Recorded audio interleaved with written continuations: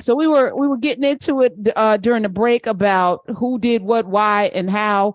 And I was saying to you that the media bit, and you were like, so did, NYPD, everybody. And I was like, well, when he announced it, then that sets the clock going, right? And you were like, nope, actually, this is what happened. So tell me, what do you know and how? I want to clarify for your listeners, I don't know more than they know. I just have experience and I have a sense of how some things roll, and I have an opinion about this. Uh, Donald Trump, I don't think just tweeted out of randomly, right? Like Tuesday randomly, because what really happens is, and when you're the subject of an investigation and it looks like indictments are coming down, they will tell your lawyers, like, how do you want to arrange? They ask, like, how do you want to surrender? Do we need to take you into custody? Like, they're going to try to arrange the least confrontational way of issuing the indictment and processing the arrest. You saw that with other people like Bannon and what was his name? A lot of the big people, Yeah, right? his lawyer. Like all these people, they will tell them, hey, we're about to issue an indictment. How do y'all want to work this out? Because we can just come get you, or you can, but we would prefer that you surrender peacefully and process blah, blah, blah. And with Trump, obviously, there would be a lot of planning going on in that. So I personally believe that they did tell his lawyers, like, indictment is coming. How do you want to work this out? Do we do this in New York? Do we send marshals to you in Florida? Like, they're going to work that out. So I definitely believe that he was told, his lawyers were told that something was coming imminently. Now, So as a lawyer, indictment, does an indictment always mean an arrest?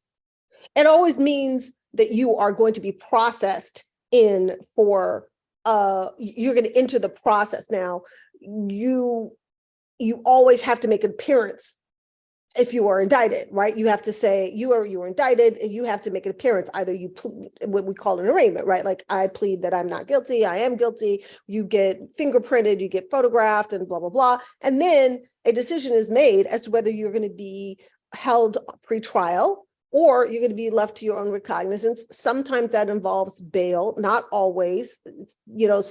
Some things do not require a bail hearing, but many things do. And a judge will determine, hey, are you a flight risk? Are you a multiple repeat offender? Blah, blah, blah, blah. And then they will, once you post bond, or you pay a bail bondsman to post bond, and then you are allowed to go out on your own recognizance until your next court hearing. Right. But there is a process, there is an in processing into the system once you are indicted. Right. And it can be a amicable, chill kind of thing, or it can be a really intense, you get no movement kind of thing, depending on what you're accused of and your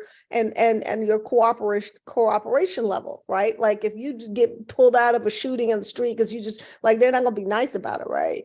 But if you are not a violent offender and they feel like there's no need to escalate to that level, then they're going to process you as they would process a lot of other people. Right. And that's why most of the time when people get processed into criminal a criminal proceeding, it is of their own volition. They surrender. Like 90% of people turn themselves in. Right. But how do you know you're supposed to turn yourself in? Well, something gets sent to your lawyer, something gets sent to you, an arrest warrant is issued, right? Like, something happens to tell you, yo, you should show up in court and turn yourself in. You should show up at the station to turn yourself in. Right. I believe that those negotiations were going on between Bragg's office and Team Trump, which is why Trump went wild with 5150. My thing is that he went out and tweeted it, which, by the way, Bragg should have anticipated, because when does this man not tweet, right? And so he tweeted that something was happening. And so I think you're right. NYPD did the rational thing of, okay, are we going to staff up? Are we going to put up barriers? Are we going to traffic control? They did the rational thing. But there's no way NYPD would have done that without picking up the phone and calling Bragg and saying, yo, is this true? Like, do we need to? And Bragg would have been like, yeah, I mean, there were negotiations.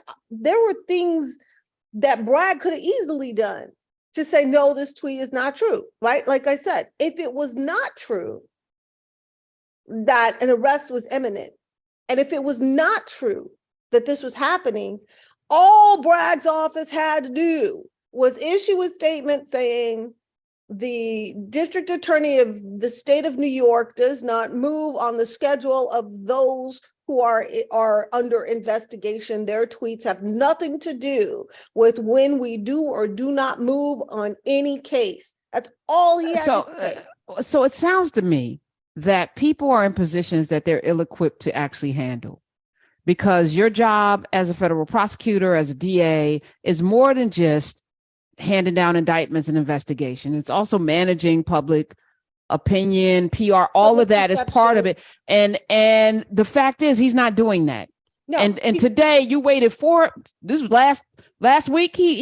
We're now into Thursday, and you're just now putting out a very cryptic statement, but still we don't know anything. And you actually work for us as well. So let me just tell you, Alvin Leonard Bragg Jr., born in Strivers Row, Harlem. So he is a man with a lot of melanin.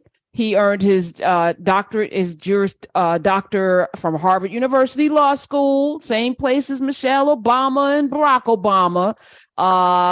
He clerked. He did a lot of things. He worked under Elliot Spitzer at one point. He has, he has a storied career, but it feels like he's not done anything at this level, which requires him to do more. He was a member of the board of directors for the Legal Aid Society. He represented the families of Ramarley Graham and Eric Garner in a civil lawsuit brought against New York City. So he's got some chops there.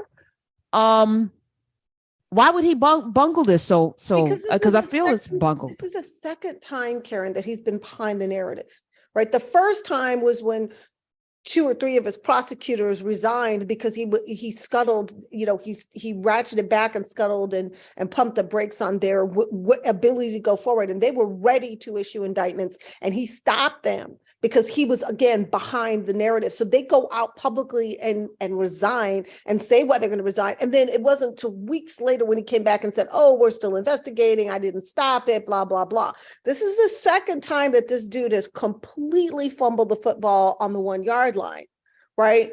Because, like I said, he knew that this narrative was quickly grabbed onto by the media and ratcheted up. And all he had to do to prevent the Charlie Brown Lucy football situation, all he had to do is put out a statement right then and there that the district attorney of the state of New York does not issue indictments or choose not to issue indictments on the schedule of anybody who was under investigation. He didn't even have to name Trump by name. That right there would have said, okay, we can't believe Trump's tweet. We don't need to get all amped up. And it's not just the media that gets ramped up. It's the people who gets ramped up. Yes, so let's just say hypothetically that some Trumpers did go up to New York on Tuesday and pulled out an AR-15 and shot a bunch of people. Would that blood be on Alvin Bragg's head? Yes, it would. Because if it wasn't his intention to move, he shouldn't have let Donald Trump say that he was going to move. He shouldn't have let that hang out there without responding, right? Because he knows this man has minions out there that will act on his word. Everybody in America knows that. So what kind of DA would take that kind of risk if it wasn't necessary? That's why I'm saying he was planning to move on Tuesday or Wednesday.